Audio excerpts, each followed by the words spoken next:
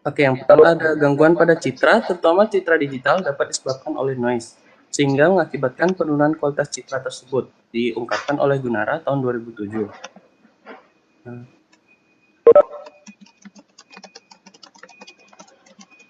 adapun penyebab dari noise itu yaitu kamera yang tidak fokus, pencahayaan yang kurang, dan tidak merata, proses capture yang tidak sempurna, atau noise yang sengaja diberikan terhadap citra dengan tujuan menurunkan kualitas citra untuk kepentingan pengujian penghilangan noise terhadap metode-metode reduksi noise.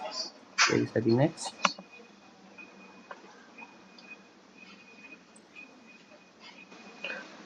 Oke, adapun rumusan masalah yang pertama yaitu apa fungsi dari perbaikan spasial pada citra. Yang kedua, apa metode yang dapat digunakan dalam perbaikan spasial pada citra. Yang ketiga, bagaimana hubungan transformasi Fourier dengan FFT. Lalu ada tujuan yang pertama yaitu untuk mengetahui fungsi dari perbaikan spasial pada citra. Yang kedua, untuk mengetahui metode yang dapat digunakan dalam perbaikan spasial pada citra. Yang ketiga, ada untuk mengetahui hubungan transformasi Fourier dengan FFT. Sekian dari saya, akan dilanjutkan oleh teman saya. Terima kasih. Halo, selamat pagi. Saya Kadek Ditya dengan NIM 10. Saya akan menjelaskan bab 2 bagian 1 pada konsep dan definisi dari perbaikan. Bisa dilihat. Baik, di sini ada konsep. Jadi yang nomor 1 itu citra dan sensor, tipe sensor yang akan digunakan. Jadi karena pada eh, penginderaan jauh ada dua tipe sensor, itu aktif dan pasif.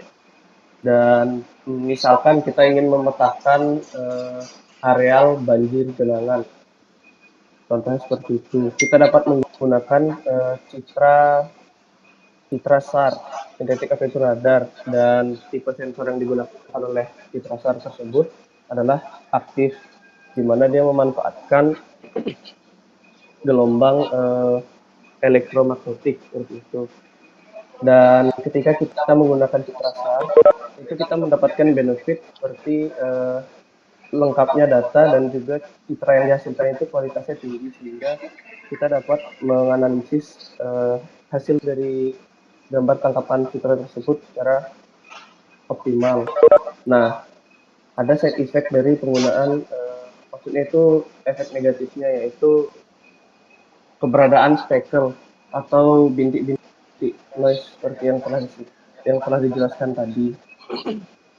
Jadi itu tuh akibat dari fluktuasi fase sinyal balik elektromagnetik dari sensor aktifnya SAR tersebut. Nah, terus ada juga contoh kasus di mana terdapat objek yang menutupi dari gambar citra yang ingin kita analisis arealnya. Bisa di next. Perbaikan spasial merupakan suatu proses matematis pada data pixel citra untuk dapat meningkatkan aspek tampilan citra agar memperoleh hasil yang sesuai dengan citra aslinya. Next. Oke, ini contoh penggunaannya.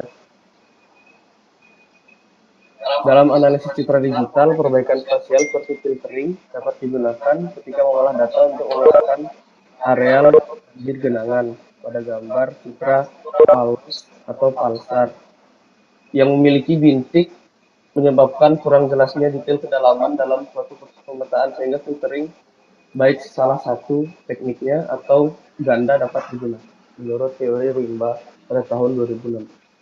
Baik, itu saja dari saya. Selanjutnya akan dijelaskan oleh teman saya.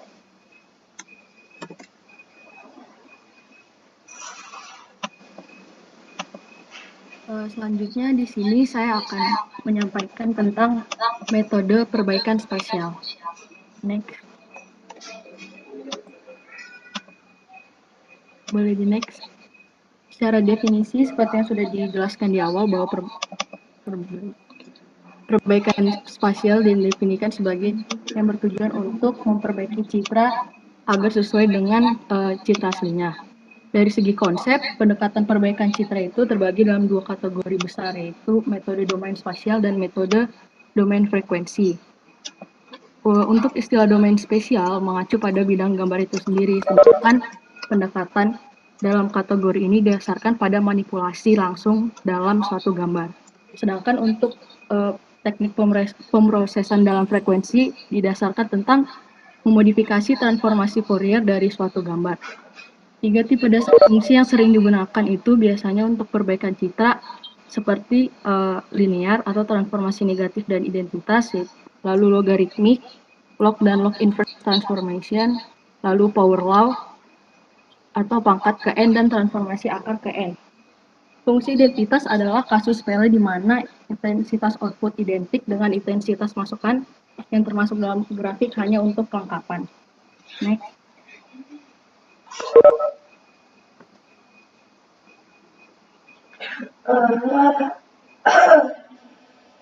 Lalu untuk metodenya itu, frekuensi spasial adalah cara di mana, mungkin bisa di next, cara di mana skala abu-abu atau grayscale values itu relatif berubah terhadap kumpulan dari beberapa pixel atau neighborhood dalam suatu gambar. Lalu, frekuensi spasial itu dikatakan rendah jika ada perubahan pada grayscale values-nya itu dari gambar ke satu gambar sisi lainnya. Sedangkan frekuensi spasial dikatakan tinggi jika nilai pixel bervariasi secara radikal untuk pixel yang berdekatan dalam suatu gambar. Lalu proses pada domain spesial itu dirumuskan dengan fungsi Gxy sama dengan T dikali fungsi Fxy, di mana fungsi Fxy adalah gambar inputnya itu sendiri. Lalu Gx adalah gambar yang diproses. Dan T adalah gambar operator pada F.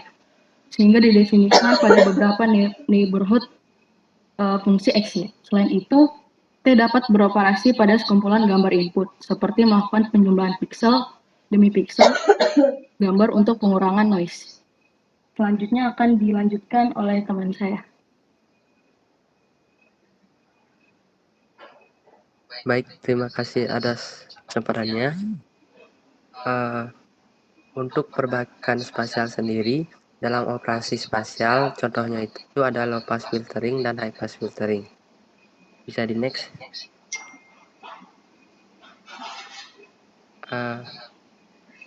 Low pass filtering sendiri adalah proses yang melewatkan komponen citra dengan nilai intensitas yang rendah dan meredam komponen citra dengan nilai intensitas yang tinggi. Low pass filtering menyebabkan citra tersebut lebih halus dengan aturan yang pertama itu semua koefisien harus positif dan jumlah semua koefisien harus sama dengan 1. Next, selanjutnya ada high pass filtering, di mana high pass filtering sendiri melewatkan komponen citra dengan nilai intensitas yang lebih tinggi dan merendah komponen citra dengan nilai intensitas yang lebih rendah, di mana high pass filtering akan menyebabkan tepi objek tampak lebih tajam dibanding sekitarnya. Dengan aturan pertama, koefisien kernel boleh positif, negatif, ataupun 0. Dengan yang kedua itu jumlah semua koefisien kernel adalah 0 ataupun 1. Next. Nah, ini adalah contoh dari filtering dengan jumlah koefisiennya itu positif dengan jumlah 1, di mana hasil yang didapatkan lebih blur dari citra aslinya. Next, pada high pass filtering, di mana koefisien kernel boleh positif, negatif, ataupun 0 dengan jumlah 0 ataupun 1. Terlihat pada tepi objek yang lebih dipertajam dari citra aslinya. Next. Selanjutnya akan dijelaskan oleh teman saya.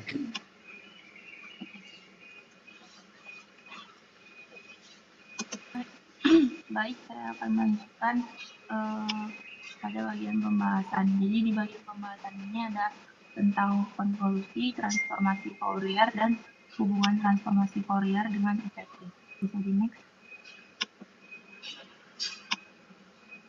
Yang pertama itu ada konvolusi. Jadi konvolusi citra adalah sebuah teknik untuk menghaluskan suatu citra atau memperjelas citra dengan menggantikan nilai pixel dengan sejumlah nilai pixel yang sesuai atau yang berdekatan dengan pixel aslinya. Konvolusi citra juga digunakan sebagai suatu cara dalam mengkombinasikan dua buah deret angka dan menghasilkan angka di deret ketiga.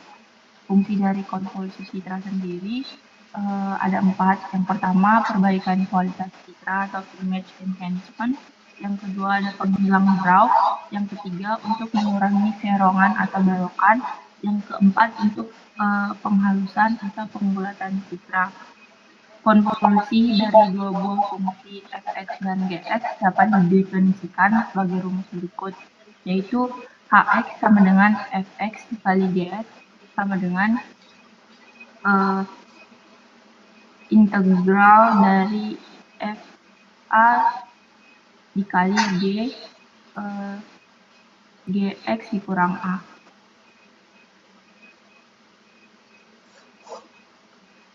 Bisa dulu.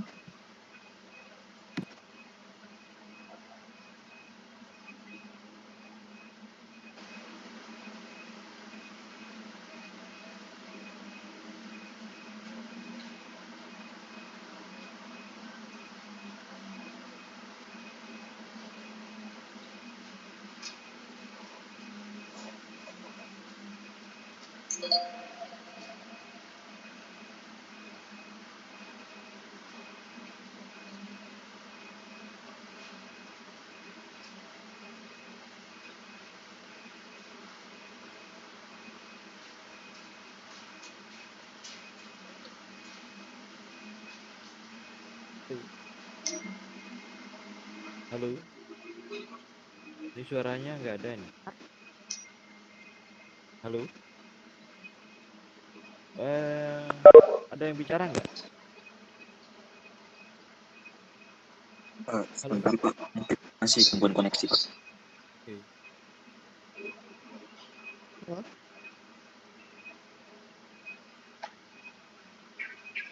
Ya, suaranya nggak kedengaran.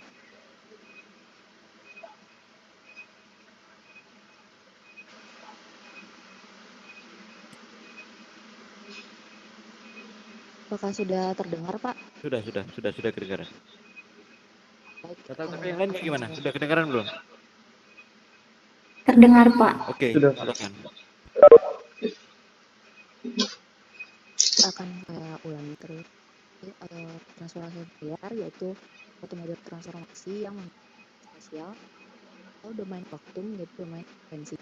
Dan pengolahan citra juga digunakan untuk mengubah domain spasial pada citra menjadi dua domain frekuensi.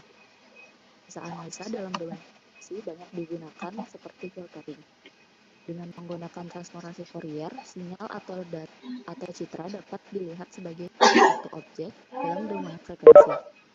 Sebagai contoh, diketahui bentuk dari sinyal X dalam fungsi waktu adalah seperti pada gambar berikut.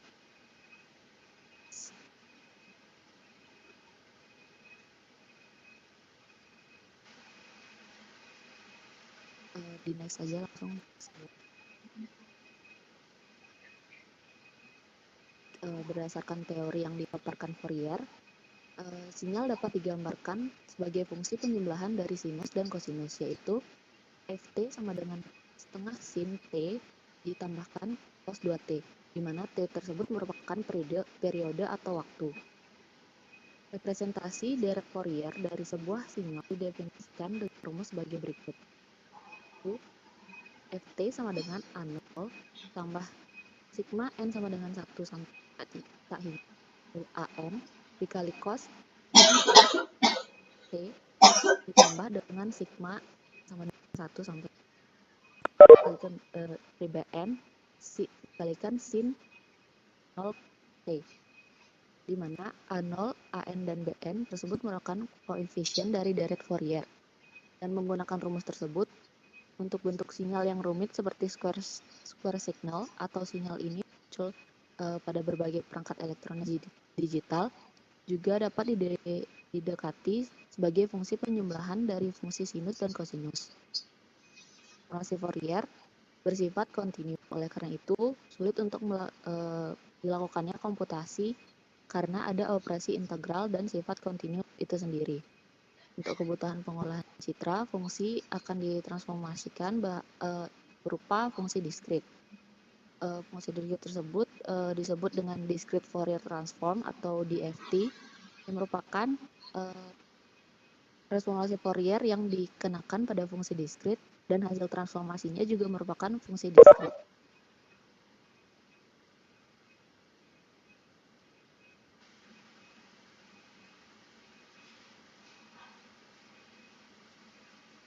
Halo tes, apakah suara saya masuk Pak? Halo? Halo, masuk. Ya, baik. Jadi di sini saya akan menjelaskan mengenai hubungan transformasi Fourier dengan FFT. Salah satu jenis transformasi Fourier atau FFT ini merupakan algoritma yang efisien, di mana biasa digunakan sebagai estimasi frekuensi dan pemrosesan kekuatan sinyal digital. Nah, citra digital merupakan besar diskrit 2 dimensi, di mana untuk analisis citra hanya dibutuhkan transformasi Fourier diskrit 2 dimensi, yang mana dimensi 2 pada diskrit Fourier transformasi ini dapat digeneralisasikan ke dalam MBYN array X adalah bagian lain dari MBYN array Y. Dirumuskan seperti gambar yang ada di sini, di mana I sebagai nilai imajiner, P dan J untuk mengindikasikan perulangan yang berjalan dari 0 sampai M-1, Q dan K mengindikasikan perulangan berjalan dari 0 sampai N-1. Oke, next.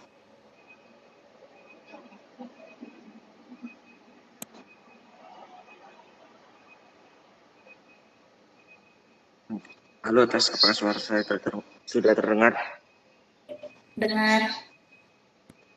Baik, akan saya lanjutkan. Jadi logika array yang dihasilkan di mana menggambarkan optical mask atau M memiliki aperture lingkaran dengan jari-jari R, seperti di bawah adalah contohnya.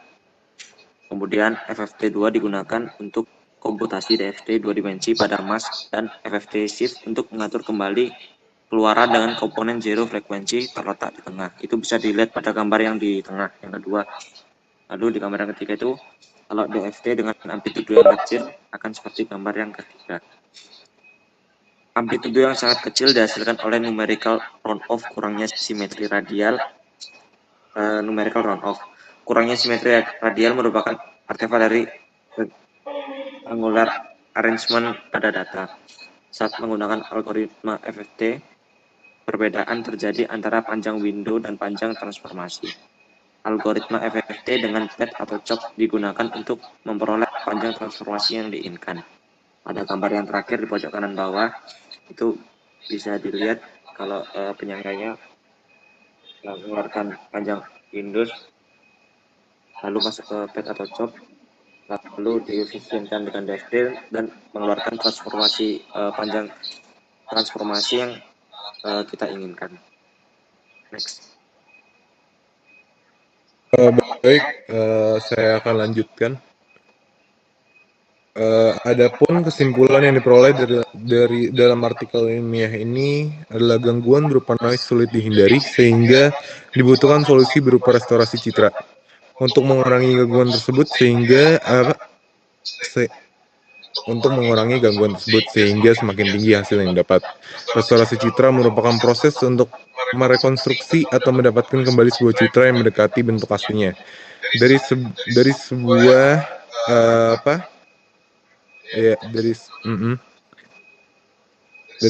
dengan cara memanfaatkan pengetahuan tentang proses terjadinya degradasi untuk memperoleh kembali citra asal.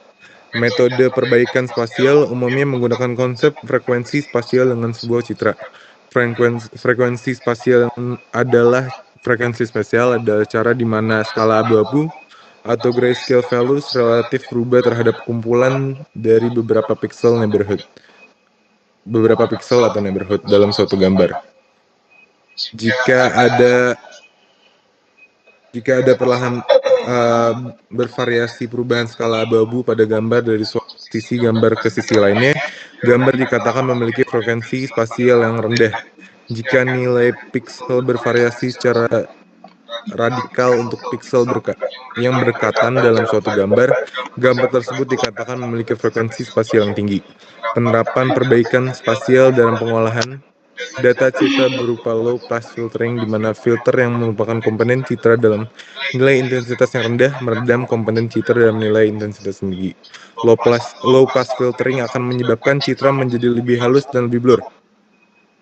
High pass filtering di mana filter yang melewatkan komponen citra dengan nilai intensitas yang tinggi dan merendam komponen citra dengan nilai intensitas yang rendah. High pass filter akan menyebabkan tipe objek tampak lebih tajam dibandingkan sekitarnya. Konvolusi adalah operator matematika yang cukup penting digunakan dalam image processing. Konvolusi menyediakan cara untuk menggabungkan dua array, dan biasanya pada array yang berukuran berbeda. Namun untuk dimensi array yang sangat sama dapat menghasilkan array ketiga dengan dimensi yang sama, sehingga dapat digunakan dalam image processing untuk penerapan operator yang memiliki nilai output dari pixel yang berasal dari kombinasi linear nilai input pixel tertentu. Sekian dari kelompok kami. Berikutnya kami akan membuka sesi tanya jawab. Oke, terima kasih kelompok 3. Silakan bila ada yang mau bertanya. Izin bertanya Pak. Silakan. Tadi kan saya Abdul Manan, NIM akhiran 12. Tadi kan dari kelompok 3 itu dari awal-awal tuh kayak menjelaskan tentang citra dari microwave itu sendiri. Nah, yang ingin saya tanyakan kan dari microwave itu sendiri kan pasti tadi sudah dijelaskan juga ada gangguan yang namanya speckle. Selain itu juga ada gangguan yang dimana daerah yang di belakangi gunung tuh biasanya tidak dapat tertangkap oleh citra microwave, dan biasanya itu agak hitam-hitam karena kan dari citra microwave itu dia sensornya agak miring, berbeda dengan yang multispektral. Nah, yang ingin saya tanyakan adalah dari kedua gangguan tersebut apakah memang bisa diperbaiki oleh yang tadi sudah dijelaskan oleh low pass filtering sama high pass filtering, atau memang ada metode lain untuk mengatasi hal tersebut. Terima kasih.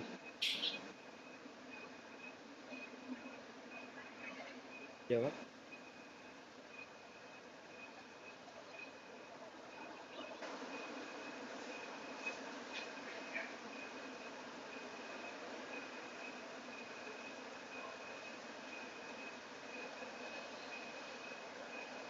Ada yang ingin menjawab?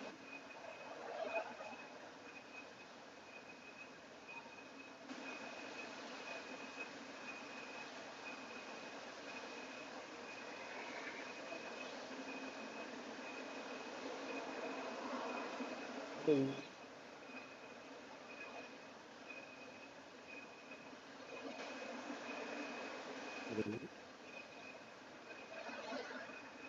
Halo. Halo. Halo, mohon maaf Pak, suara Bapak kecil Pak. Oh, suara saya kecil ya? Ya. Oke, saya izin menjawab pertanyaan dari Abdul Manan. Tapi sebelumnya saya ingin mengonfirmasi karena suaranya agak putus-putus. Jadi pertanyaannya itu, bisakah kita memperbaiki citra apa tadi mikro ini SAR kalau ditutupin, kalau ada derau gara-gara itu area bayangan belakang gunung gitu ya Nan ya? Iya betul Adit, sama yang speckle itu. Oh, oke. Jadi berdasarkan jurnal acuan yang saya baca-baca. Siapa ini? Kasih tahu jawab siapa? Perkenalkan, saya Kadek. Saya akan menjawab pertanyaan dari Abdul. Kadek yang mana ini? Yang namanya Kadek Aditya Pak, NIM 10 Pak. Oh iya, NIM 10 ya. Oke.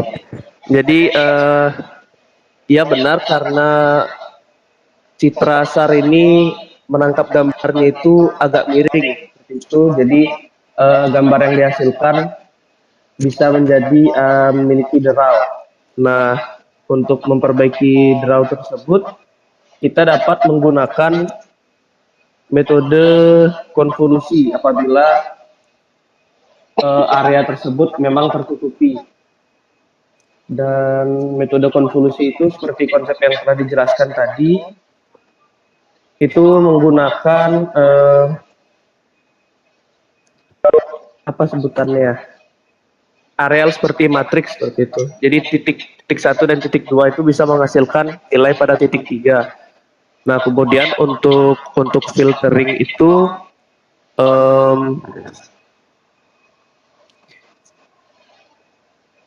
untuk filtering dapat digunakan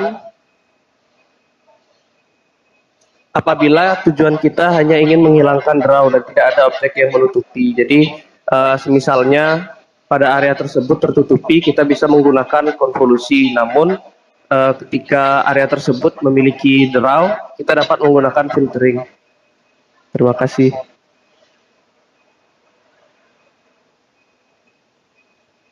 Halo, Abdul Manan, apakah cukup atau masih perlu jawaban? Sepertinya cukup Pak. Terima kasih Aditya atas jawabannya. Oke, makasih. Ada lagi yang bertanya yang lain? Halo. Halo. Nggak ada yang bertanya nih?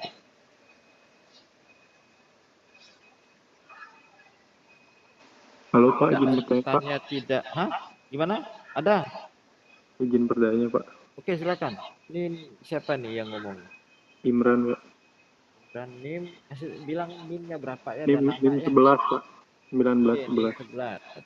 Oke, silakan Imran. Izin bertanya untuk kelompok 3. Nah, tadi kan sempat dijelaskan pada slide salah satu contoh hubungan transformasi Fourier dengan FFT itu, nah, digunakan sebagai pemrosesan kekuatan sinyal digital. Nah, dalam penerapan tersebut, apakah ada cara atau bagaimana sih sebenarnya penerapan tersebut? Terima kasih.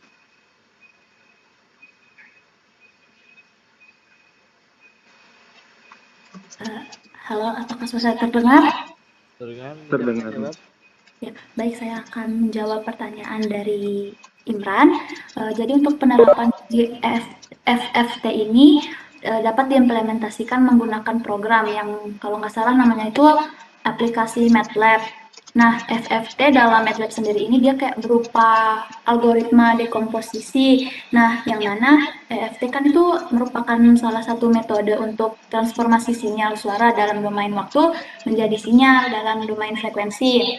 Nah, artinya proses perekaman suara ini nantinya disimpan dalam bentuk digital berupa gelombang spektrum, berupa gelombang spektrum suara yang berbasis frekuensi, sehingga nanti lebih mudah dalam menganalisis spektrum frekuensinya sehingga lebih mudah dalam menganalisa spektrum frekuensi suara yang telah direkam. Jadi dia FFT sendiri dalam aplikasi MATLAB ini dia kayak berupa algoritma dekomposisi.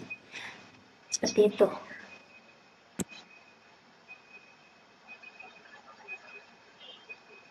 Oke, baik Nak. Terima kasih jawabannya. Oke. Ada lagi yang lain?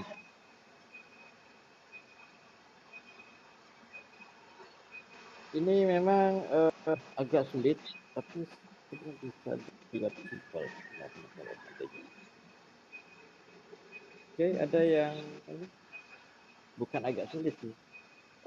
Ngebayanginnya agak ini materi yang ini. Halo. Halo. Ya, halo Bapak. Maaf Pak, suara Bapak kekecilan. Oh, kecil. Bentar. Tak setting dulu.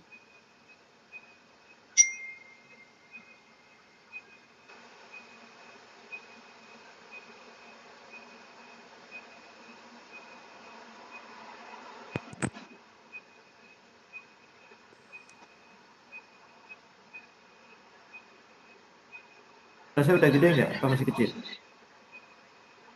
Udah Pak, ini gede banget. Ikan yang ini bagusan yang mana? Yang tadi. Oh, yang tadi ya? Oke. Ya Pak. Saya setting dulu. Sekarang lebih baik ya? Iya Pak. Oke, baik. Oke, ada lagi yang ingin bertanya nggak? Memang ini agak dibayanginnya susah. Nanti FFT kalian coba tadi ini kan ke Di slide-nya ke atas lagi.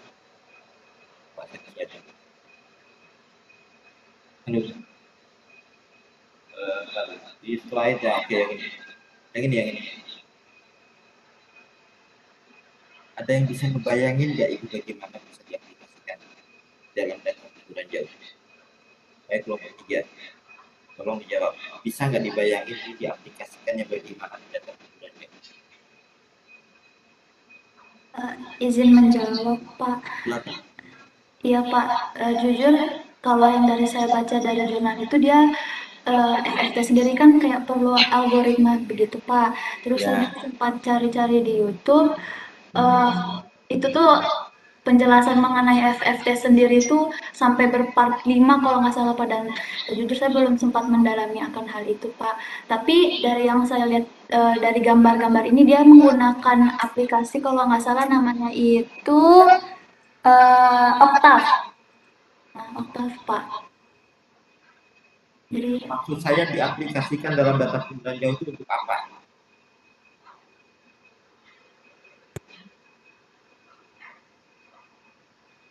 Maksud saya seperti itu. Ada yang bisa membayangin ya?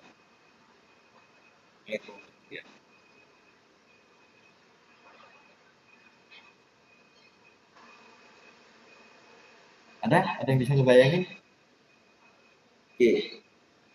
Ini sih Pak, dari saya sebenarnya belum bisa membayangi Pak. Oke. Anda kelompok 3 ya? Benar Pak.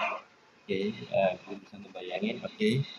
Tapi dari tadi kan sudah dibilang tadi bahwa contoh pengaplikasiannya salah satunya adalah di SAR.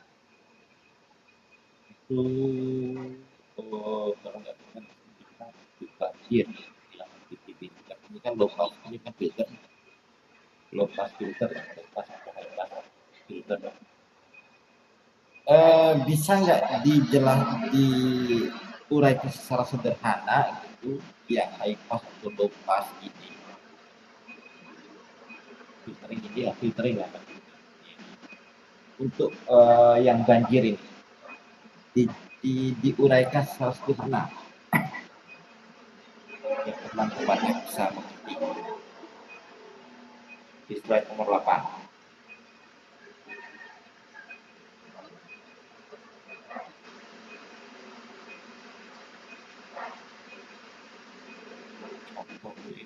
Halo. 16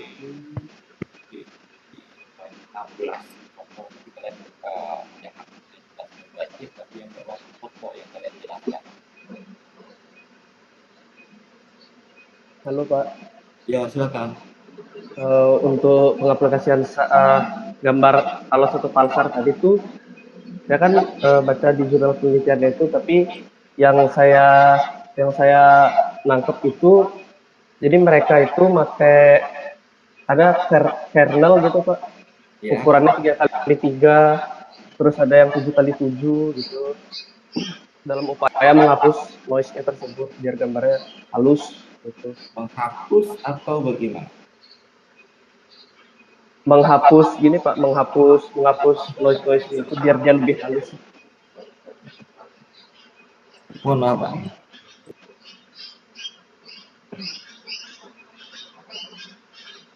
Jadi kernel untuk apa ya, dia kan membandingkan tuh 2 case kalau pakai satu tipe filter itu saya belum dalamin apa itu filter yang dipakai. Nah terus ada juga dia bandingin yang filter ganda itu baru. Oke. Sorry ya. Mungkin tadi kan kalau bilang menghapus kayaknya tidak bisa bilang menghapus. Mungkin dia meminimalisir gitu ya. Dalam arti noise itu kan tadi dibilangin ada hitam dan putih di slide nomor 8.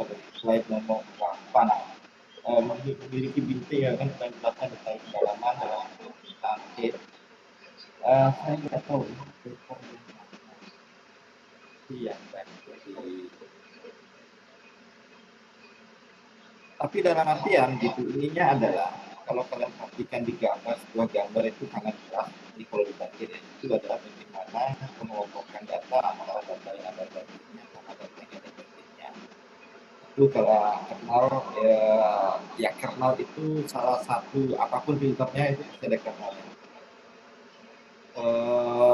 Dalam artian gitu dia akan mengambil data gitu di sekitar areal yang dipilih itu untuk bisa di mana data-data yang dominan itu dia yang data yang tidak dominan akan diarahkan ke data yang dominan walaupun tidak bisa mengambil sepenuhnya.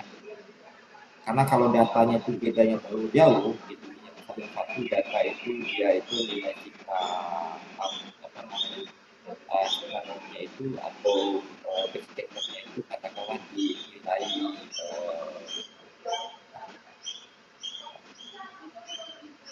nilai sekitar minus 25 misalkan ya.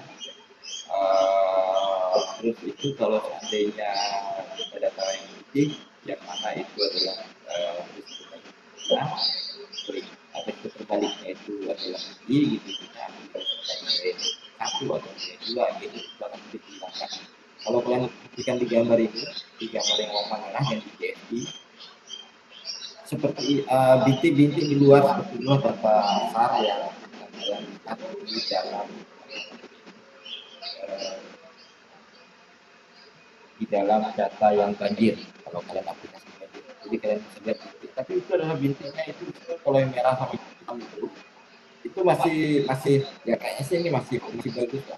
Tapi kalau bintiknya itu udah hitam sama merah yang putih, ada merah yang menuju putih tengah itu udah agak sulit dihilangkan.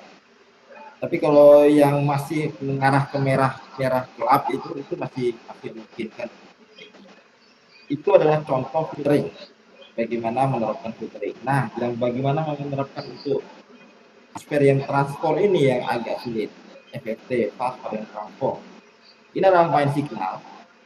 Di mana kalau dia bermain signal, berarti data yang ada itu umumnya adalah data temporal. Tapi yang dijelaskan di sini adalah perbaikan data spasial, dan perbaikan data temporal. Sekarang bagaimana caranya perbaikan yang bukan data temporal ini bisa diterapkan di data spasial? Ada yang bisa memberikan informasi ke saya nggak untuk kelompok 3? Tadi sih bilangnya sih siapa tadi yang ini 79 tadi. Yang 79 tadi. Si Dwina. Tadi udah sempat lihat 5 seri katanya. Ininya. Ada yang lain dari teman-teman di kelompok 3 selain Dwina?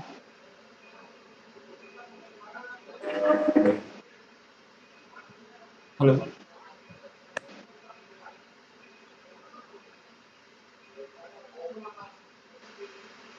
Ada yang bisa memberikan saya informasi?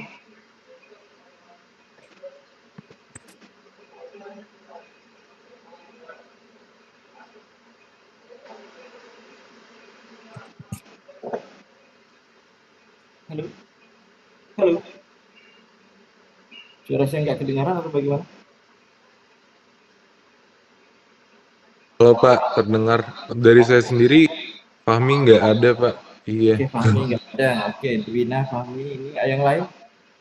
Ini kelompok 3 nih ada banyak loh ini. Ada loh? Ada nggak ada? Ada Pak. Gimana? Punya ini? Atau Dina? Dina Damani? Dari saya belum. Aditya? Aditya? Tidak ada Pak. Nima Dedwianiti Soka? Dari saya tidak, Pak. Uli Adriani? Dari saya pun tidak, Pak. Fahmi Anis? Fahmi Anis tadi. Yang tadi, iya. Oke, Kadek Beni Wirayuda? Dari saya tidak ada, Pak. Muhammad Ramadan? Oke. Baik, tadi oke. Salah satu contoh aplikasi FFT secara spasial ya, bukan yang temporal ya. adalah bagaimana kalian mendeteksi jumlah gelombang yang ada di laut. Itu salah satu contoh aplikasinya ada di SAR, di data SAR. Yang dia hitung adalah frekuensi gelombangnya seperti apa pada area tertentu. Nah, di sini dia akan mengelompokkan data pada area tertentu itu sehingga membentuk kayak semacam gelombang yang ada di yang tadi tunjukin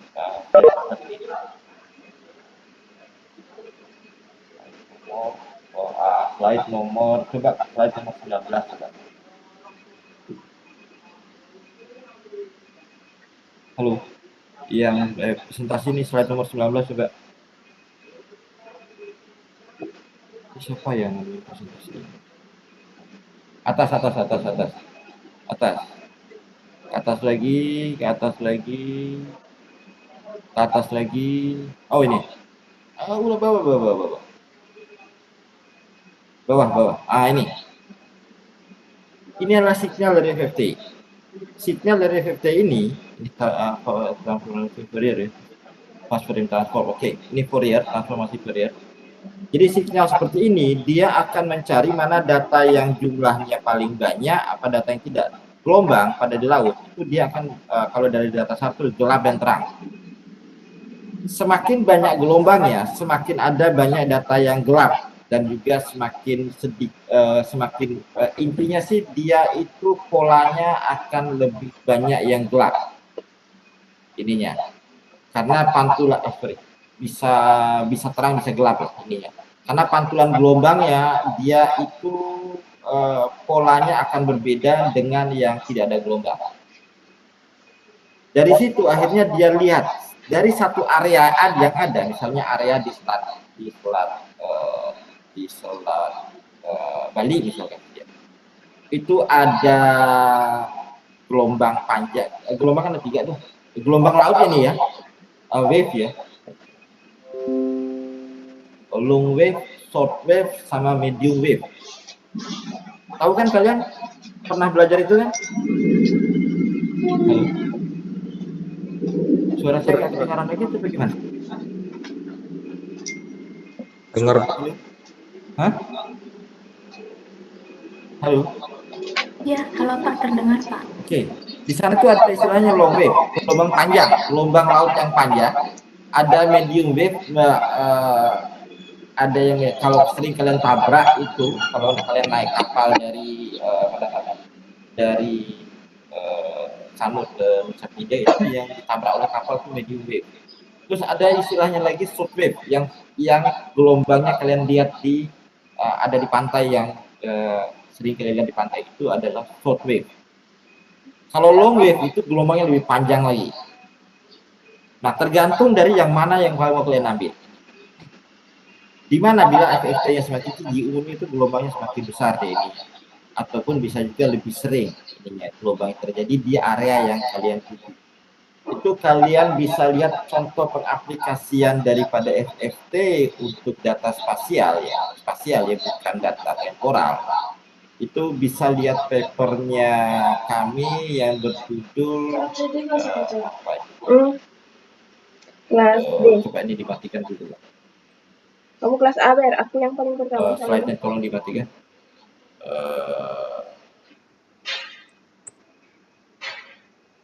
Halo. Oke, bentar ya.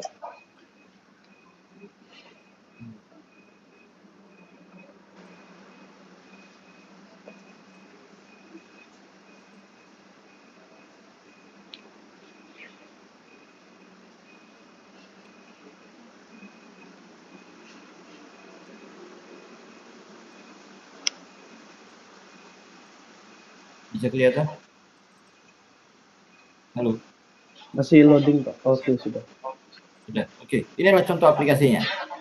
Jadi pemanfaatan alus pulsar untuk mengestimasi karbon di transfer velocity. Jadi apa istilahnya? Masuk dan keluarnya, kecepatan masuk dan keluarnya CO2 di laut. Ini contoh pengaplikasiannya. Jadi dia itu akan memberikan informasi yang seperti ini. Jadi nanti dia akan ngambil daerah area kecil di sini sehingga ketahuan jumlah gelombangnya. Jadi ini dia nilai peaknya. Setelah itu diambil dia nilai wavelengthnya. Apakah yang paling besar yang mana dia ini hasil dari FFT.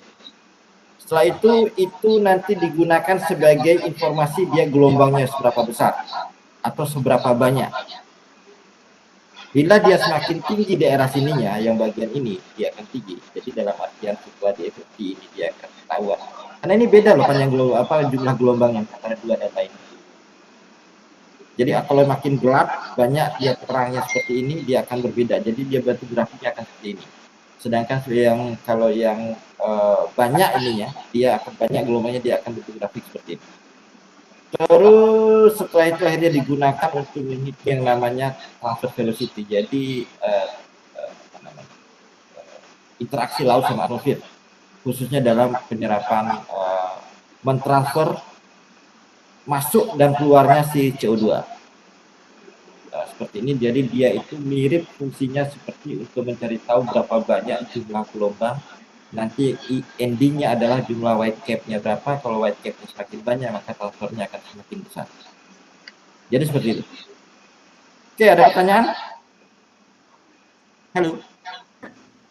Pak, saya izin bertanya. Silakan. Tadi Bapak sempat menyinggung semakin banyak gelombangnya itu nanti datanya semakin gelap. Itu maksudnya bagaimana Pak, data gelap? Oke. Gelap itu kaitannya dengan pantulan dari backscatter. Data yang gelap itu adalah nilainya besar. Lupa saya ini. Oke. Jadi mending saya share.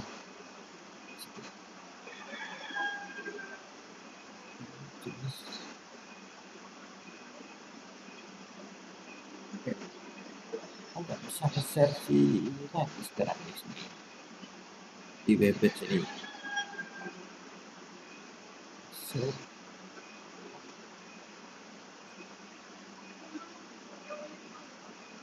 Whiteboard.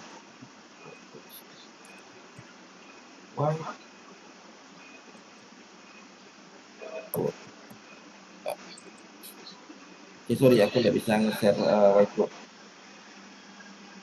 Sebentar, tak ingat dulu.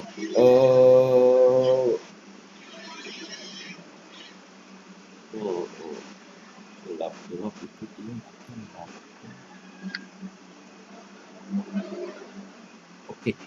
Gelap itu berarti energi yang datang itu adalah kembali ke sensornya. Jadi backscatter yang ditembakin itu balik lagi ke sensornya. Itu gelap. Oh sorry, salah saya. Gelap itu adalah backscatternya dimantul sempurna. Ya. Kalau dia putih berarti energinya datang lagi. Lupa saya.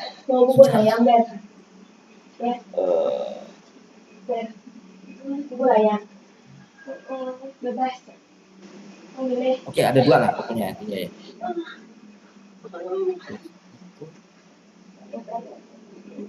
Oh iya. Kalau gelap energinya itu backskatternya mantul sempurna kayak cermin dia fungsinya. Kalau putih dia kembali lagi, energi yang datang itu adalah hampir semuanya atau persentase dari semuanya, ya. Jadi makanya air banjir itu warnanya hitam. Kalau kalian baca di papernya si Rimba kemarin itu banjir itu hitam. Karena dia mantul dia ininya. Makanya kenapa bisa ngebedain antara si banjir sama non banjir. Karena air itu sifatnya kayak cermin, makanya backskatternya tidak balik lagi. Sedangkan kalau seandainya yang tidak ada airnya atau air sedikit itu umumnya dia akan hamburan balik lagi ke sensor. Nah, di gelombang seperti itu. Jadi di gelombang gitu ininya. Jadi kalau gelombangnya banyak, jadi pantulan baliknya akan banyak. Jadi putihnya akan banyak dibandingkan dengan hitamnya juga gitu ininya. Tetapi kalau gelombangnya sedikit, khususnya kalau di sini kemarin itu kami pakainya adalah medium wave. Karena di kota yang dipakai adalah sekitar 25 kilo kalau tidak salah. Gelombangnya akan banyak kalau seandainya hamburan baliknya hamburan datang kembali ke sensornya akan banyak. Makanya dia putih itu yang banyak gelombangnya.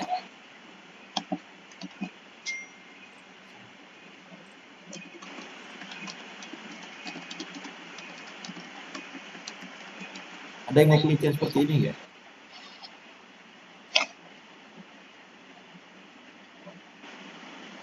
Ini jarang kali penelitian ini di Indonesia ini. Oke.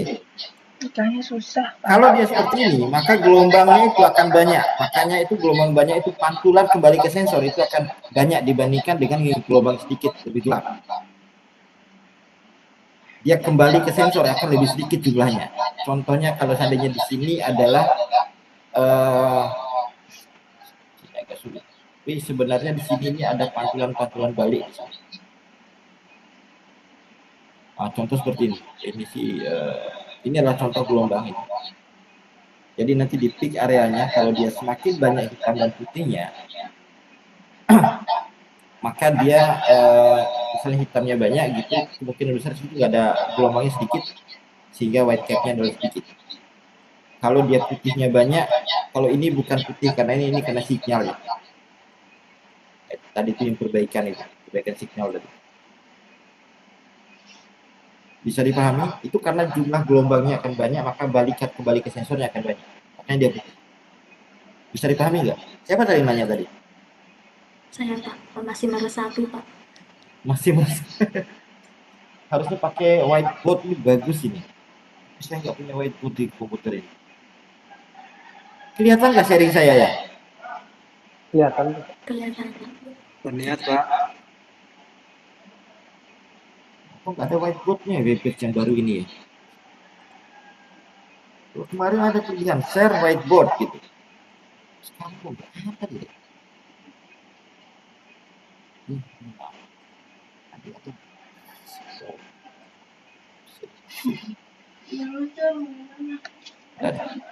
Oke, ada pertanyaan lagi? Silakan siap-siap kelompok 4. Halo. Halo. Izin bertanya Pak. Silakan.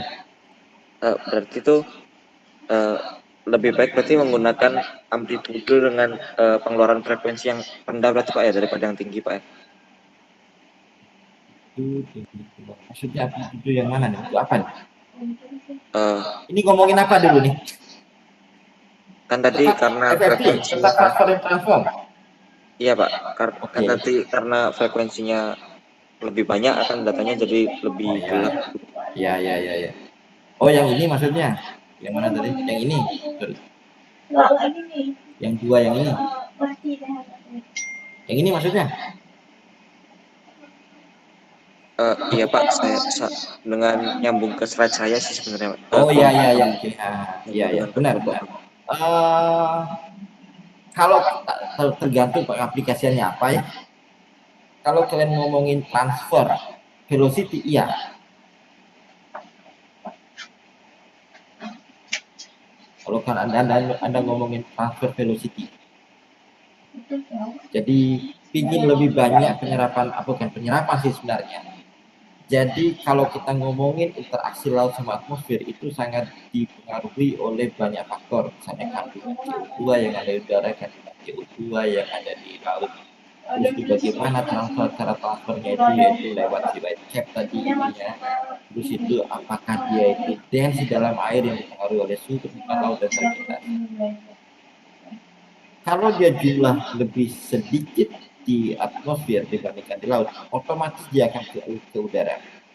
Kalau dia lebih sedikit, jadi dia pakai sistem difusi di sini. Kalau kita ngomongin transfer velocity, iya.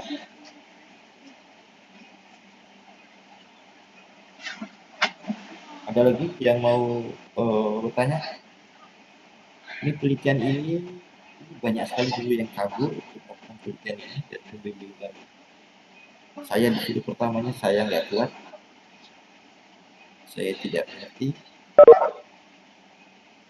Akhirnya ada yang kakak tingkat saya ada yang tidak mau suruh ngambil, dia juga tidak mau. Ini ada juga yang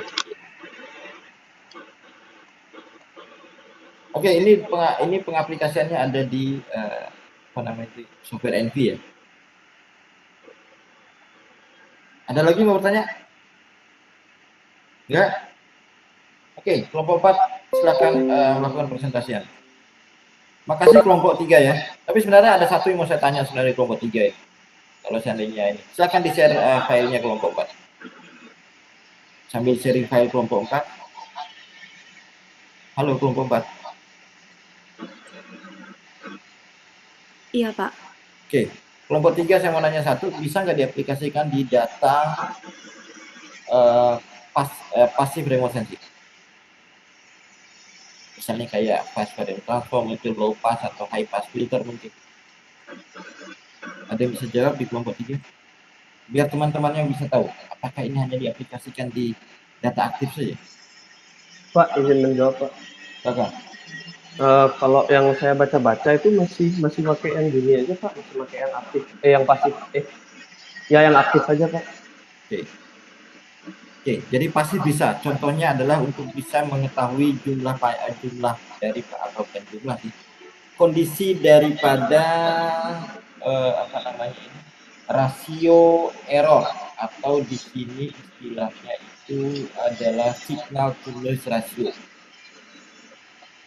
Jadi tolong dibaca, nanti itu bisa diaplikasikan untuk yang aktif ya. Yang pasif ya. Jadi tidak hanya untuk yang aktif saja, tetapi bagaimana perbaikan ini itu bisa juga diaplikasikan. Walaupun tidak bukan FFT juga kayaknya bisa. Yang lainnya itu kalau kalian mau mengelompokkan data, contohnya itu kalian data punya resolusi spasial tinggi, itu kan susah itu manunya nilai pixelnya.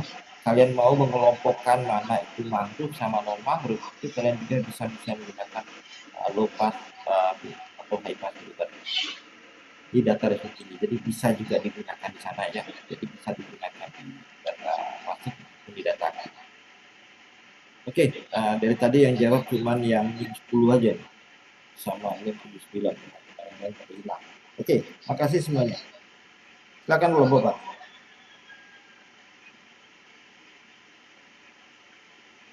Halo kelompok 4, silakan dimulai. Halo. Tunggu sebentar ya Bapak. Ya. Cepat ya, ini ternyata waktu saya ngambil waktu Anda banyak sekali ternyata. Dipercepat kalau bisa.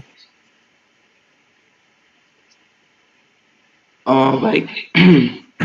Baik, selamat pagi. Nama saya Trisna. Di sini kelompok 4, kelompok kami akan menampilkan mengenai perbaikan spektral. Next.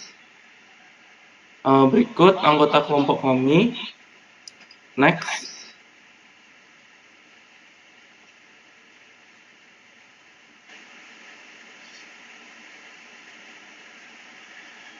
Oke, berikut ada daftar yang bakal kami bahas selanjutnya.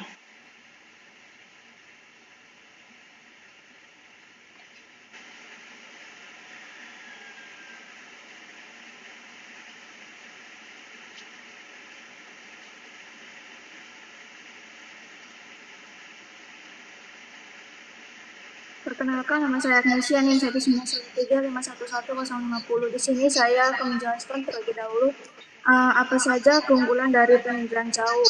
Yang pertama itu hemat biaya, tenaga, maupun waktu karena beberapa parameter dari data dapat disadap secara langsung dari citra. Yang kedua, didapatkan kemudahan pengambilan sampel di lapangan untuk data-data yang belum dapat disadap oleh citra, yaitu dengan cara melihat gambaran wilayah secara umum, daerah, cakupan citra, dan membuat zona-zona tertentu yang mempunyai karakteristik yang sama. Slide sebelumnya. Dan yang ketiga itu dapat menyajikan informasi aktual dan akurat tanpa adanya kontak langsung dengan objek. Dan yang keempat adalah data satelit punya unggulan dibanding peta atau foto udara karena bisa menyajikan informasi tentang karakteristik spektral objek di permukaan bumi yang tidak dapat ditangkap oleh mata telanjang. Next.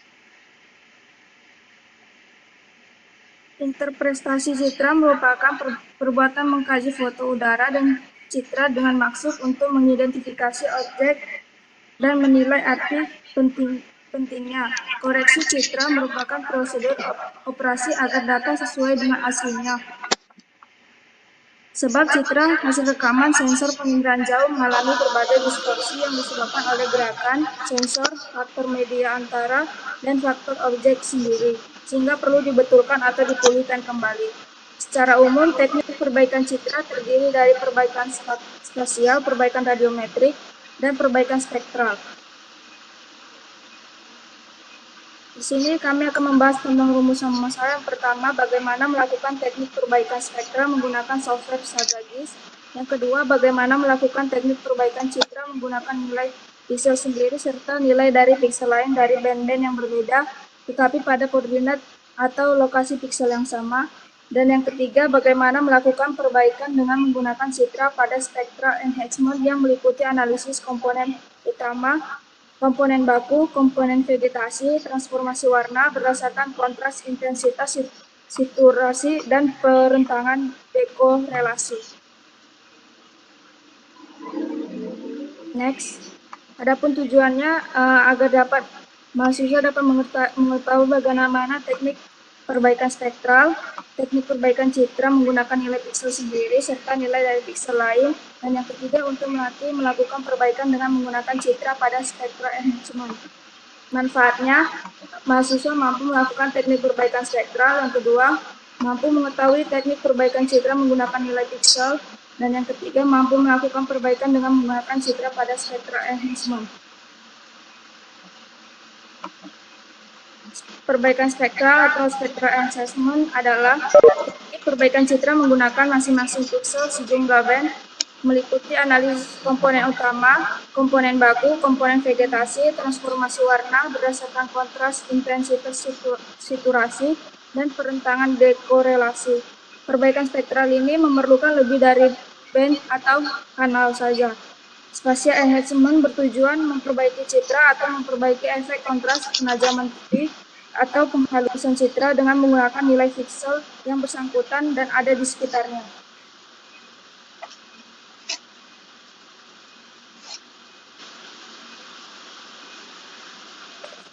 Baik, saya Erika, NIM 19003, akan melanjutkan presentasi. Kegunaan dari perbaikan spektral ini adalah yang pertama, menggabungkan merge atau resolusi. Menggabungkan keunggulan band yang satu dengan band yang lainnya. Misalnya menggabungkan antara resolusi spasial tinggi yang umumnya terdapat pada citra pankromatik atau hitam putih dengan citra yang mempunyai kemampuan spektral yang lebih tinggi, yaitu band-band multispektral. Yang kedua, melakukan kompresi atau mengurangi dimensi data. Ketika melakukan kompresi atau mengurangi dimensi data, maka data yang diperlukan seperti data yang memiliki kemiripan maupun informasi yang terkandung pada suatu data relatif sama. Korelasi yang relatif tinggi umumnya akan dijumpai pada band yang terdapat pada satu daerah panjang gelombang seperti TM band 1, 2, dan 3. Pada daerah visible band dan juga TM band 5 dan 7 pada middle infrared. Ketika ditemukan pada suatu band memiliki korelasi yang tinggi, maka itu akan menunjukkan bahwa informasi yang terdapat pada band tersebut memiliki kemiripan yang relatif tinggi juga. Yang ketiga, ketika dilakukan perbaikan spektral, maka akan terbentuk atau dibuatnya suatu band baru yang dapat diinterpretasikan lebih mudah serta terhadap mata manusia akan lebih sensitif. Sehingga ketika terciptanya band baru, maka informasi yang ada akan lebih dibutuhkan oleh para analis. Yang keempat, dapat digunakan untuk menerapkan fungsi-fungsi sistematik dan algoritma.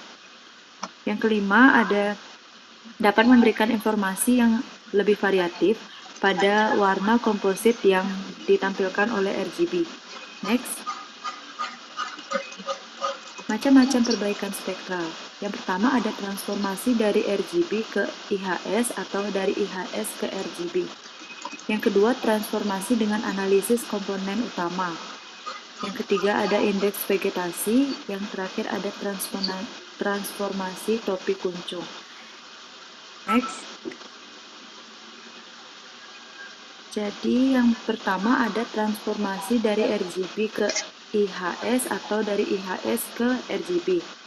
Dalam melakukan merger atau penggabungan antara citra panchromatik dengan akromatik, maka transformasi dari RGB ke IHS maupun sebaliknya akan sangat umum digunakan.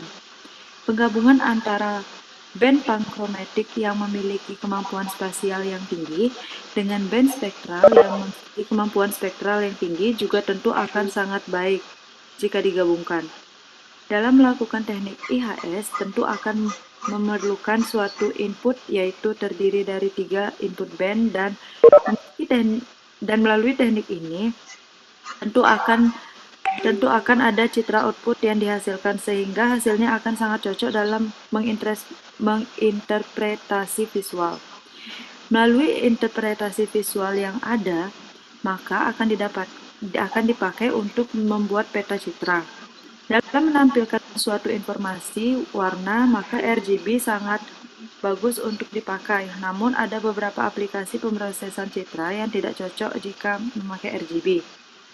Adapun beberapa aplikasi yang tidak cocok jika memakai RGB, seperti dalam pengenalan objek, akan lebih mudah mengidentifikasikan suatu objek yang ada dengan perbedaan hue-nya. Kemudian pada pemampatan citra, dalam melakukan pemampatan citra secara terpisah, pada setiap nilai RGB-nya tidak disarankan karena data yang dimampatkan 3 kali lebih banyak dan waktunya 3 kali lebih lama daripada pemampatan citra grayscale-nya. Lebih baik dikonversikan ke IHS terlebih dahulu karena pemampatan citra grayscale dilakukan pada komponen 1, sedangkan komponen H dan S dikodekan dengan cara lain. Next.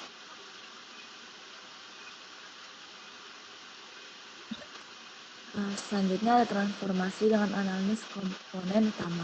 Sebelumnya terima kasih atas kesempatannya. Perkenalkan nama saya Putri Stefania dengan 033.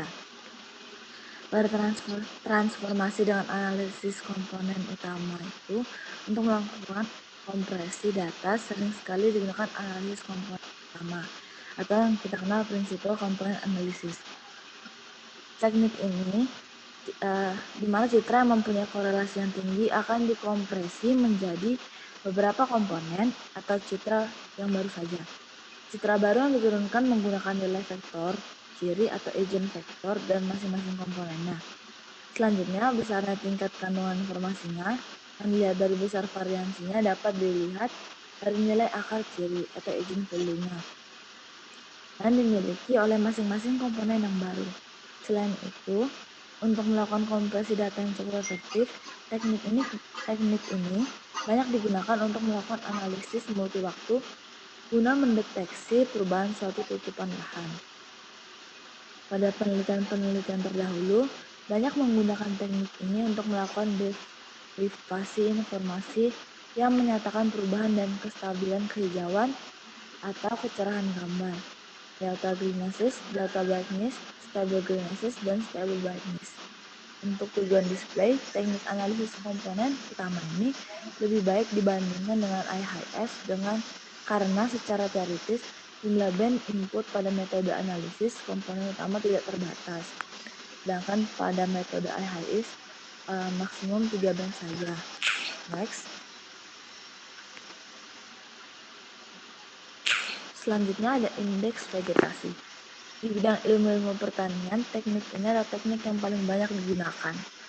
Misalnya untuk mengetahui kondisi kesehatan vegetasi, menghitung potensi bahan bakar, dan monitoring kondisi tanaman padi yang siap dipanen. Indeks vegetasi adalah pengukuran optis tingkat kehijauan atau genesis kanopis vegetasi, sifat komposit dari klorofil daun, luas daun, struktur dan tutupan kanopis vegetasi. Indeks vegetasi telah banyak digunakan dalam berbagai penelitian tentang vegetasi skala global. Indeks vegetasi dapat secara efektif digunakan untuk pemetaan kekeringan, penggurunan atau desertifikasi, dan penggundulan hutan. Ada banyak algoritma indeks vegetasi yang pernah dikembangkan untuk pengukuran indeks vegetasinya. Next.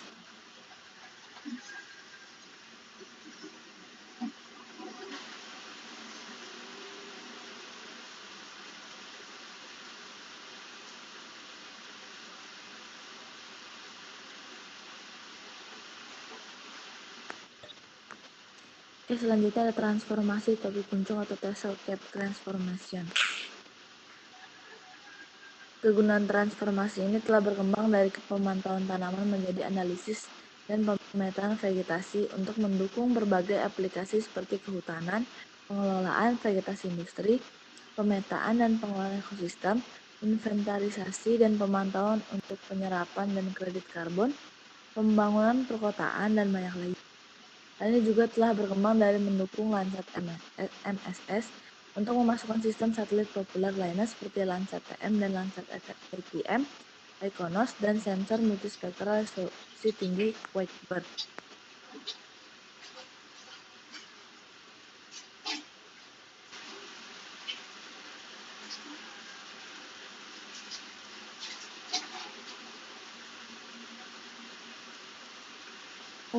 Selanjutnya, perkenalkan, nama saya Maura Zelda, NIM 1935.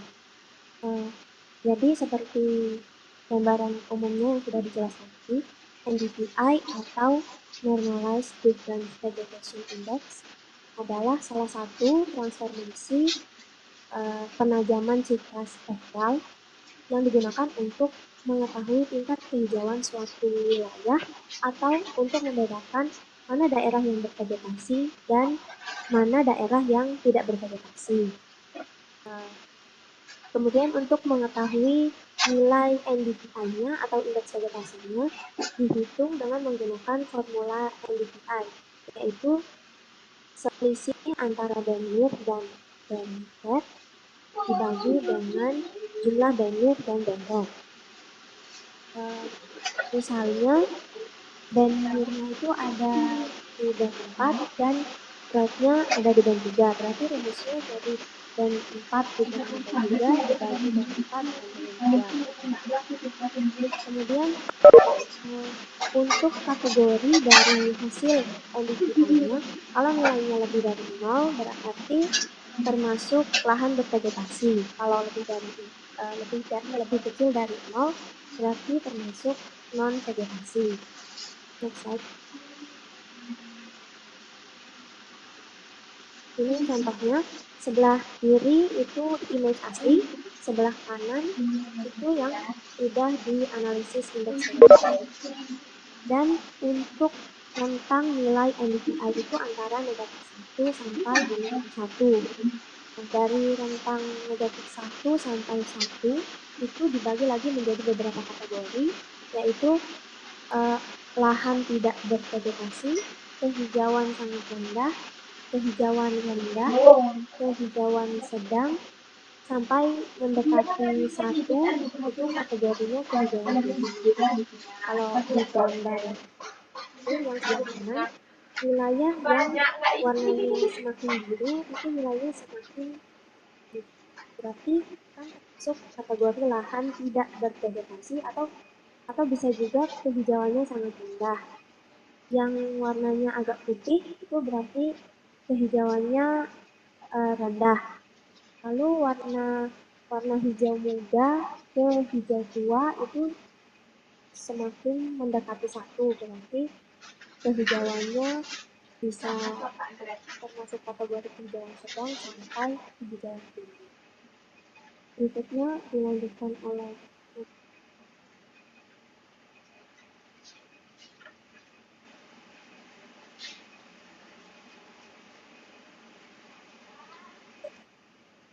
Baiklah, saya Muhammad Tia Samudra Sibuan, ini 1913-511016. Izin melanjutkan.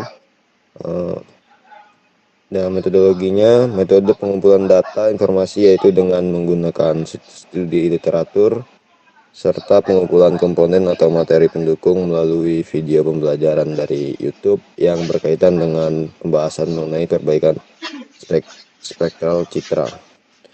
Dengan jenis kajiannya, yaitu yang termasuk dalam penelitian deskriptif eksploratif dengan skema hasil yang disajikan secara deskriptif dan terstruktur mengenai langkah-langkah dalam melakukan perbaikan spektral mulai dari software yang digunakan, data, dan metodenya.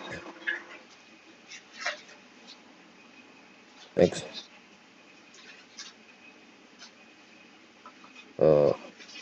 Hasil yang didapat dari koreksi NDVI yang menghasilkan spektral VI yang memisahkan vegetasi hijau dari kecerahan tanah latar belakangnya, yang menunjukkan perbedaan antara pita NIR dan R dinormalisasi dengan jumlah pita-pita ini. Hasil dari koreksi DVI yang menunjukkan nilai statistik yang tidak dinormalisasikan mulai dari minus 112 hingga 0, yaitu nilai negatif ekstrim. Daerah vegetasi pantai sangat berbeda dari daerah perairan, yang membuktikan bahwa NDVI memiliki keunggulan dibandingkan DVI. Next.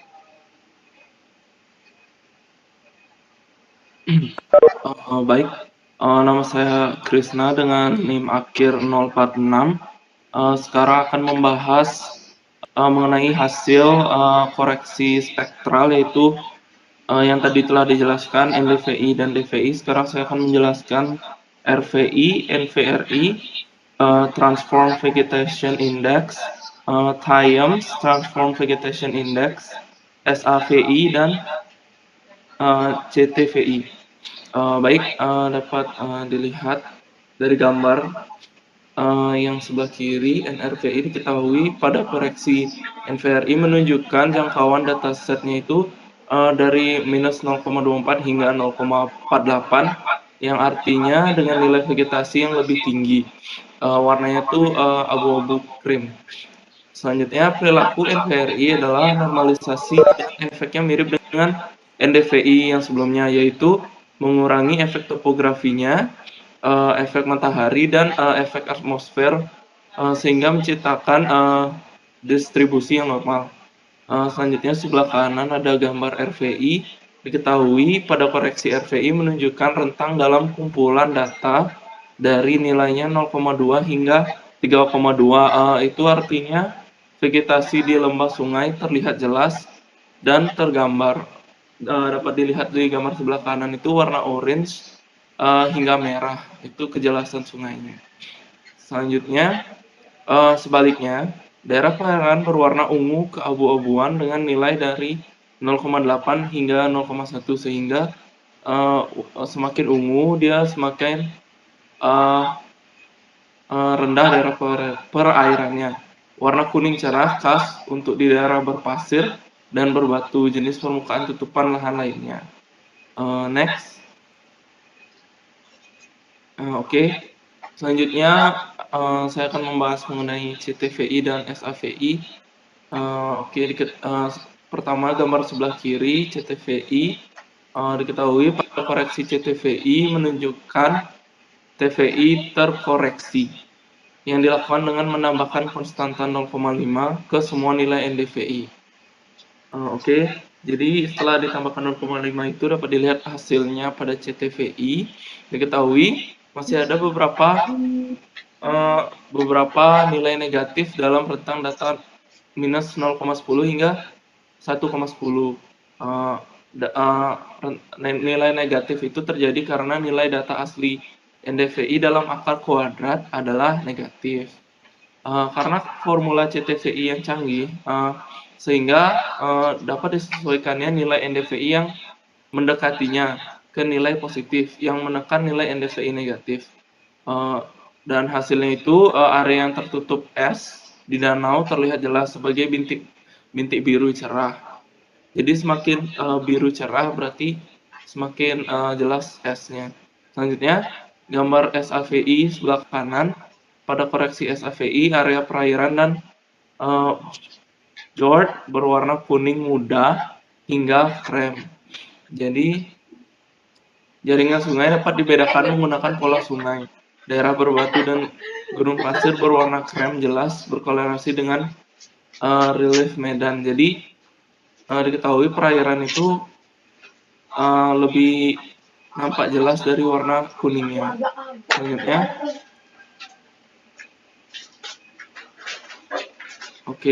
yang terakhir saya akan menjelaskan mengenai TVI dan TVI.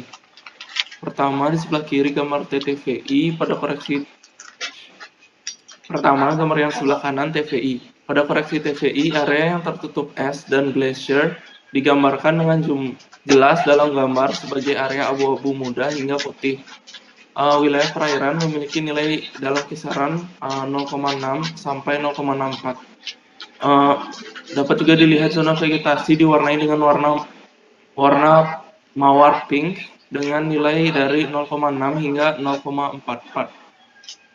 Selanjutnya, TTVI pada koreksi TTVI vegetasi berwarna orange terang dengan nilai 0,64 hingga 0,68. Nilai wilayah perairan berkisar antara 0,56 dan 0,6. Untuk danau dan sungai, nilainya 0,6 hingga 0,64 untuk lautan. Jadi dapat diketahui untuk TVI itu tutupan esnya dapat dilihat dari warna abu-abu hingga putih, sehingga lebih putih gambar, lebih besar tutupan esnya. Lalu untuk zona vegetasinya berwarna pink. Untuk TVI semakin pink semakin banyak tutupan vegetasi. Selanjutnya untuk TTVI disimpulkan vegetasinya itu semakin orange, semakin tinggi tingkat vegetasinya. Seperti itu. Next.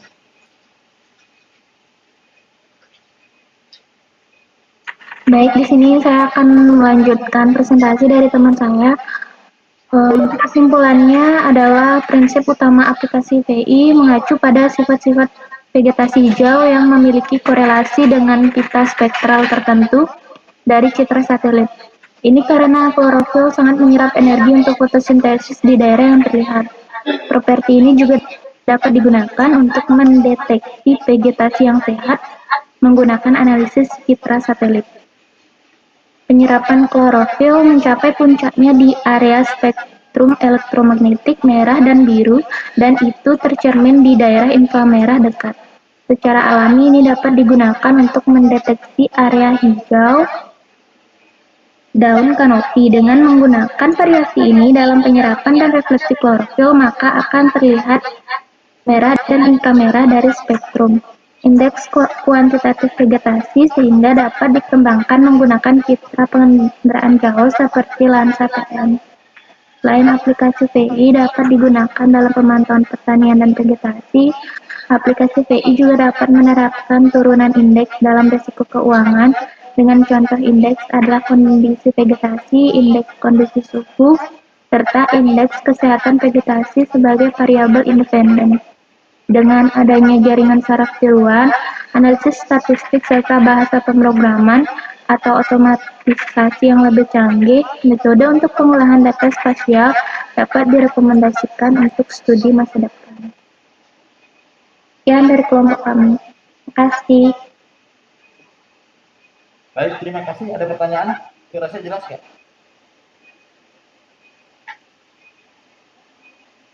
Belum, kira-kira jelas ya?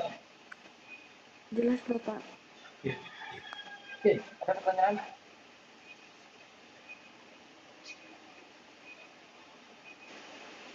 Nggak ada? Oke, mungkin saya yang bertanya kalau itu, karena waktu kita juga tinggal 5 menit lagi.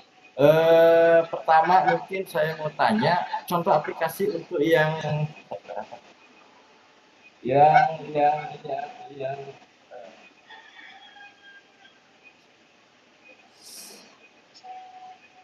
oh ini PCA, prinsipal komponen analisis itu bagaimana? Bagaimana menerapkannya?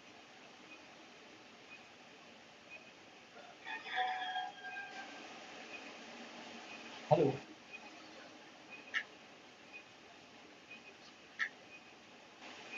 Siapa yang ngejawab nih? Halo. Penerapan yang mana, Bapak? PCA, prinsipal komponen analisis. Apa analisis komponen utama.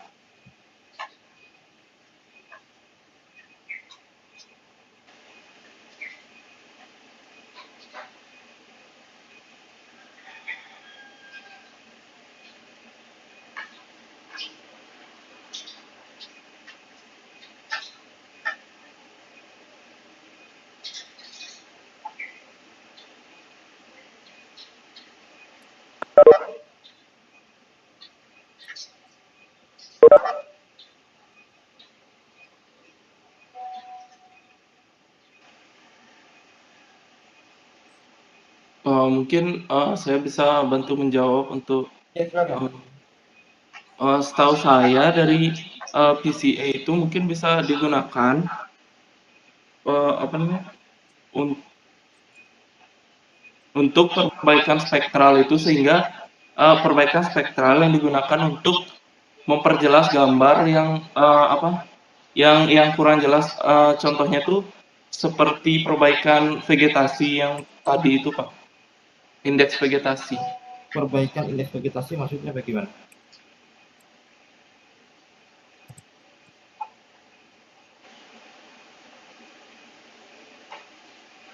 Mungkin seperti contoh indeks vegetasi di daerah yang memiliki sungai dan ingin data dasarnya itu ingin diperjelas lagi sehingga dapat dibedakan yang mana indeks vegetasi tumbuhan yang tinggi, seperti itu.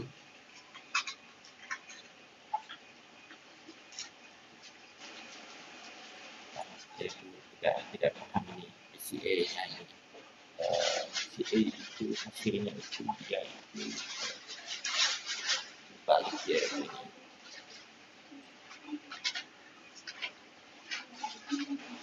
Oke, selaku kemarin contoh, walaupun saya sebenarnya tidak paham sebenarnya PCA itu gimana cara kerjanya.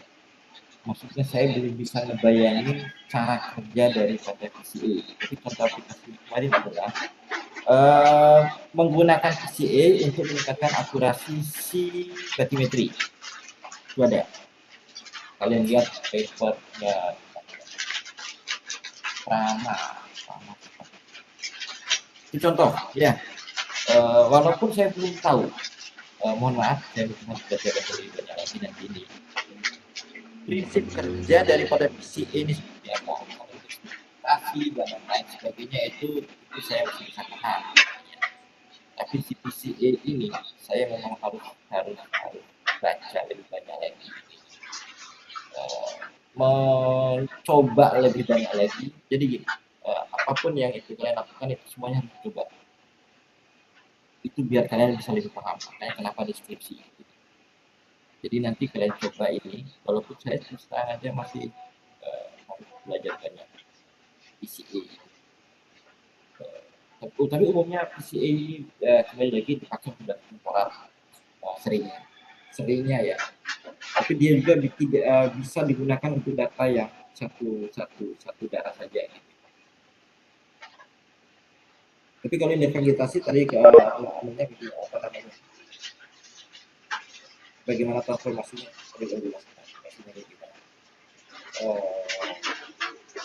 Tapi sebenarnya yang perlu dilihat adalah bisa convert dari aplikasinya untuk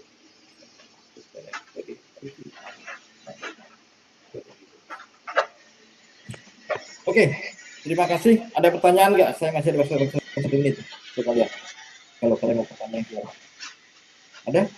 Yang mau nanya? Izin bertanya, Pak. Silakan. Siapa nih? Iya, saya Abdul Manan, NIM 12. Izin bertanya, kan tadi dijelaskan oleh kelompok 4 itu tentang analisis NDVI. Nah, yang ingin saya tanyakan adalah untuk kategori dari tingkat kerapatan dari vegetasi tersebut, apakah memang ada warna-warna khusus untuk menandakan bahwa warna ini untuk kerapatan yang tinggi, warna ini untuk kerapatan yang memang rendah, mungkin seperti itu. Terima kasih. Sebenarnya ada kalau kita pakai caranya kehutanan, caranya dia itu punya standar warna. Kalau masalah cari SNI tentang legenda untuk standar warna dari peta itu peta-peta di bidang khususnya di Kementerian Kelautan dan Perikanan, Kementerian Lingkungan Hidup dan Kehutanan. Coba di sana ada standar warnanya. Tapi memang itu akan berbeda-beda nantinya. Dia juga punya kelas sendiri juga ininya. Misalnya juga untuk misalnya mangrove gitu ya, dia punya tingkat kerapatan itu hanya dari kita, sedangkan itu kita sebenarnya bisa dipakai untuk kita sedang agak tidak tinggi.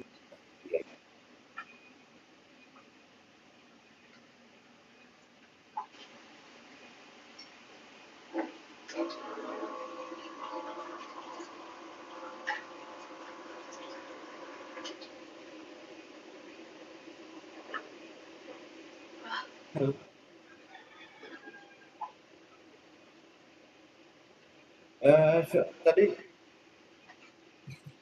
Oke, tadi ada yang bertanya di saya waktu di bagian robot 3. Ada 2 orang, lupa saya nanya. Siapa yang nanya itu? Cewek sama cowok pokoknya. Cewek itu yang nanya tentang yang cowok itu tentang spektral tadi. Siapa itu? Boleh kasih tahu saya nggak siapa yang nanya? Atau korban ada yang tahu nggak? Waktu di kelompok 3. Di akhir-akhir kelompok 3.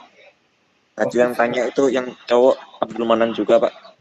Oke, Abdul Manan juga. Oke. Yang ceweknya siapa?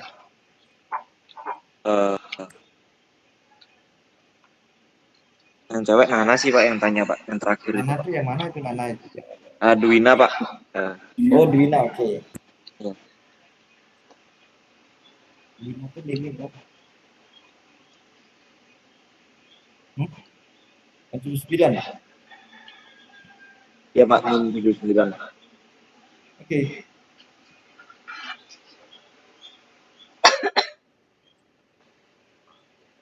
Ada yang mau bertanya lagi? Sudah ditutup sekarang? Sudah lewat 3 menit. Oke, kalau nggak ada, sampai ketemu lagi di pertemuan berikutnya. Terima kasih buat kelompok 3 dan kelompok 4. Sukses selalu buat kalian. Sampai ketemu lagi di pertemuan kita selanjutnya. Selamat pagi semua.